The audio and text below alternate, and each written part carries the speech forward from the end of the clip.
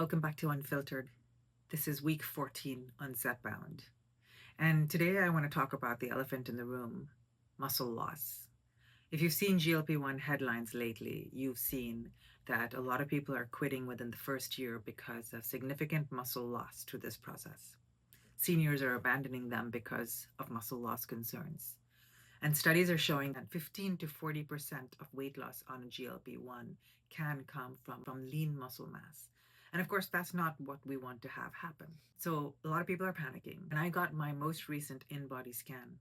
I quite literally held my breath. September 21st, 146 pounds, 38 pounds of fat, 26% body fat, 59.7 pounds of muscle. December 5th, 134 pounds, 30 pounds of fat, with 22.7% body fat, and 57 pounds of muscle. I lost 12 pounds total during that window. Nearly 8 pounds of that was pure fat.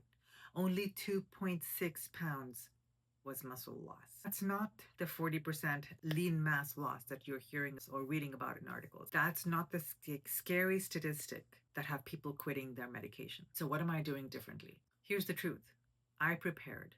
Most people start with the GLP-1 drug and then start panicking about the muscle loss. I spent the 2 months leading up to the GLP-1 drug preparing for this by working out with a personal trainer, learning techniques to preserve my muscle, to build muscle. Went into the gym to build a foundation, not to lose weight, but to build strength. I kept working out with that trainer almost 8 weeks after I started the medication as well. Here's the big takeaway. Well, I think all of us on these medications experience this inability to eat enough calories in the beginning as our body acclimates to this new drug, right? And in those early days when I was barely sometimes getting 800 to 900 calories a day, my trainer could modify my workout intensity so that I was still building muscle and still protecting my muscle, but at the same time not practically passing out from lack of energy and calories. We went lighter, we focused on form, we kept my muscles engaged without destroying them. He taught me techniques that I could sustain on my own, and that really was the most important thing for me because let's face it, working out with a trainer indefinitely is not in my budget. Between the, insurance not covering the drug, I'm paying for that out of pocket. And I also pay for hormone replacement therapy because my insurance won't cover that either, in spite of the fact that my entire life has changed in these last couple of years since I started hormone replacement therapy. But that's a topic for another time. So when I stopped working out with him, I thought that I would lose progress. But instead, I actually got stronger.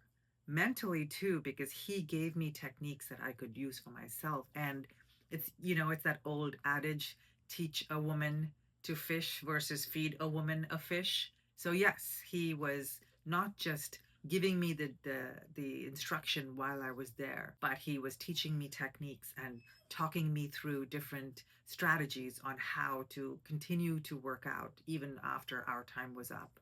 December was my first month that I trained completely on my own. And that's when I noticed something on the spin bike. For years, I have not been able to get my pace over 120 RPM, no matter how hard I pushed. I just couldn't sprint that hard. That's basically, how fast the pedals are actually spinning.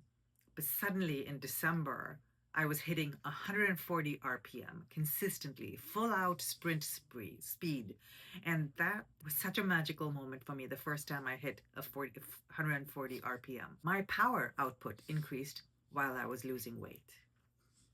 I'm going to repeat that. I'm losing weight and my power is increasing. My body is getting more efficient, not weaker. So what does my current routine look like? It's still a work in progress, as there's a lot to be said about the power of habit. And in previous videos, I talked about how it takes sometimes, depending on the nature of the habit, the intensity of the habit, it can take between 3 to 6 months to build a new habit. These are not new habits, but one of the things that is new for me is sticking to it consistently month over month. I'm committed to this now. And I feel like that's another layer that this drug is helping me accomplish, is giving me that that strength of will. Maybe it's willpower. I don't want to say that I never had willpower, but there's just another layer that I haven't been able to articulate yet. But I just feel mentally very strong. And so I work out with weights at least 3 times a week, if not more. I do yoga at least twice a week, if not more. I walk 2 to 2.5 miles at least 6 days a week. I strive for 7. And one intense spin class a week. I do want to build up to another intense spin class, but my body's still acclimating. I'm still very sore. Muscle soreness was the theme in, last week, where I talked about like not having that muscle soreness for so long and now loving this feeling. Like I'll walk up a flight of stairs and I'll be complaining about how sore my muscles are. Not a sensation I've had in a very long time. And I was in the gym today with the Power Sculpt class. And you would think that these light weights, 5 and 10 pound weights, I mean, they're nothing, right? Like for me now, I was lifting, I think at the height of it, 35, 45, 50 pound deadlifts. But my face was dripping with sweat. Like I literally saw, sweat droplets on the ground in front of me from how activated my metabolism has finally gotten after all of these years. It feels like it's been years. One of the things that I'm still struggling with, and this was one of the early things that you had reached out to me about, many of you had commented in my earliest videos that I was not getting enough calories, but I was also not getting nearly enough protein. And the protein struggle is real. On an average day, I'm getting about 50 to 60 grams of protein. Everyone says I'm supposed to be getting between 80 to 100 grams, but different articles, different studies are showing different things. In most places, we're being taught like um, half a gram per pound of body per pound of weight, right? So if I weigh 130 pounds, I'm supposed to be eating 65 grams of protein, which is about right. And then because I'm on this drug, I think the consensus is you got to eat more protein. And I do have a protein shake, a clean vegan-based protein shake, and you have to be careful about protein shakes because there's a lot of study out there that shows that many different protein shakes, even the clean ones, can have higher levels of lead than is safe. So if you're going to do the protein shake route, most definitely do your own research and go beyond the ingredients listed on the label, because supplements do not have to have truth in advertising. A lot of supplement companies do not honestly tell us what's in there because they don't have to. It's not regulated to a certain degree. Like the FDA regulates our food labels. So you do have to be more careful about that. And I found a protein shake that really works well for me. This is not a promotion for that. So if you're interested, just shoot me a comment and I'll provide it to you. But I do start my day with a protein shake that has 24 grams of pure vegan protein. And that at least I know is a good source. But then I also end up adding almond milk and, a small amount of banana and some peanut butter and some berries and a huge heaping of baby spinach. I always have a protein bar on hand in case I need to supplement, but I'm really striving to eat more protein just naturally from my foods, with cottage cheese, yogurt, cheese, quinoa. It's a great source of protein. Tofu is another great source of protein, lean chicken, salmon. So I'm finding myself when I do go out, even or when we're cooking at home, that I'm being really particular now about the protein in my plate and making sure that instead of rice or potato, that 4 out of 7 dinners, there's quinoa on my plate. But even for just the 60 grams of protein, I'm still preserving muscle mass better than the average person on the GLP-1. Because here's what I believe to be true. More important than eating protein, and by no means should we not, because you've just heard me talk about my protein intake and how seriously that I take that. It's moving your body consistently. I think that's the ticket. We have to move our bodies. I know that before I started on the hormone replacement therapy as well, and there was this lull in my life where I was not as active because work and sitting behind a desk and things like that, and I would wake up in such pain. It's almost like my hip bones were rubbing against each other. That's the excruciating level of pain that I would experience. And I'm only 52 years old. I refuse to accept that that's old age.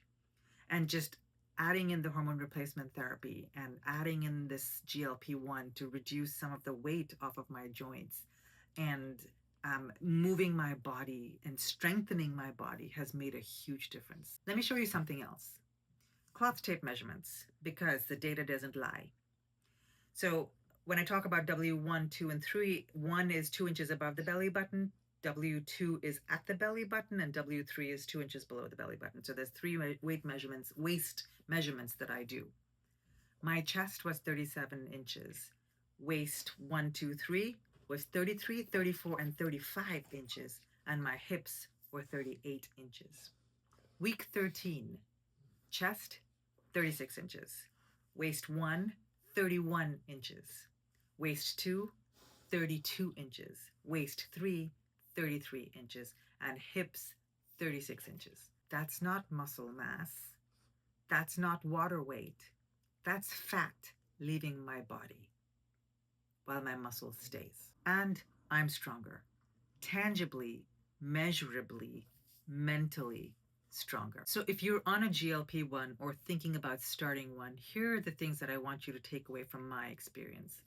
Number one, if you can do it, build muscle before you get started, because that will be more muscle to preserve when you get going on the medication.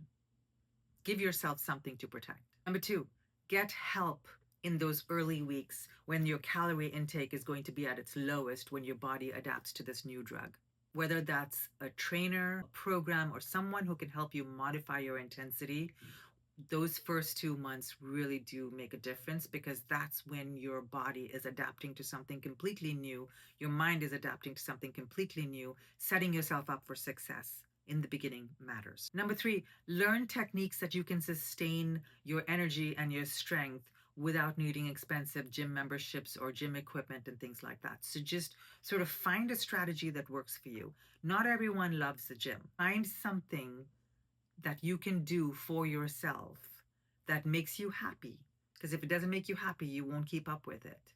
That'll help you preserve and maintain this muscle. Number four, move your body consistently. Particularly for women, strength training as we get older is non-negotiable anyway. And if you're a woman and you're doing this or thinking about doing the GLP-1, then the strength training is critical to your success. And number five, don't let perfect protein intake derail you. Just get into a rhythm. It's really important for you to find a rhythm that works for you, that works for your life schedule, that works for your work, for your family, but that is also particular for you. So whether that is having a reminder on your watch or your phone to go off every 2 hours to eat protein, whether it is in the shape of, a small cup of yogurt or an egg, or have some eggs boiled and ready in your refrigerator that you can just pop an egg in your mouth. There's so many resources that you can find. There's so many natural foods that have a good amount of protein. Just keep those stacked and ready for yourself. Today is Sunday. I will be doing Sunday meal prep for sure. So I'm not hitting 100 grams of protein every day. I'm barely hitting 60 grams of protein most days, and I'm still preserving my muscle mass.